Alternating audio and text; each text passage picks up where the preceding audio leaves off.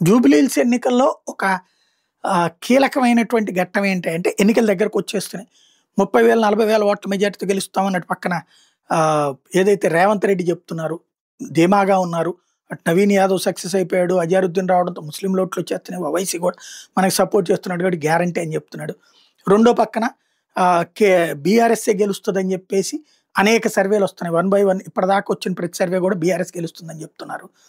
BJP పరిస్థితి ఏంటో తెలీదు. ఈలోపు బీజేపీకి సంబంధించి మొన్ననే జనసేన మద్దతు ప్రకటించడం, ఇంకోవైపున ఊరువాడ తిరుగుతూ ఉన్నటువంటి పరిస్థితి. ఇప్పుడు తెలుగుదేశం ఏం చేస్తుంది? తెలుగుదేశం ఇప్పటివరకు నోరు మెదపలేదు. జనసేన తెలంగాణ రాష్ట్ర అధ్యక్షుడు వెళ్ళి మద్దతు ప్రకటించారు. ఇప్పుడు మరి తెలుగుదేశం పార్టీ ఇప్పుడు అది కూడా జనసేనని బీజేపీ అడిగిందో లేదో తెలియదు. కానీ వీళ్ళు మద్దతు ప్రకటించారు.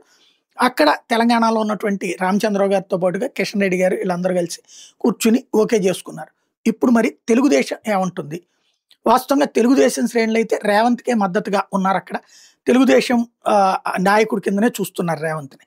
మరి అధికారికంగా తెలుగుదేశం ఏమన్నా మద్దతు ఇస్తుంది. ఎందుకంటే ఈ మాట ఎందుకు వచ్చిందంటే శ్రీనివాస్ వర్మ కేంద్ర మంత్రి, ఏదైతే మన నరసాపురం పార్లమెంట్ సభ్యుడైనటువంటి కేంద్ర మంత్రి తెలుగుదేశం జనసేన మాకు మద్దతు ఇస్తుందని ప్రకటించారు. తెలుగుదేశం నుంచి అధికారిక ప్రకటన ఏమైనా ఉంటుందా లేదా చూడాలి.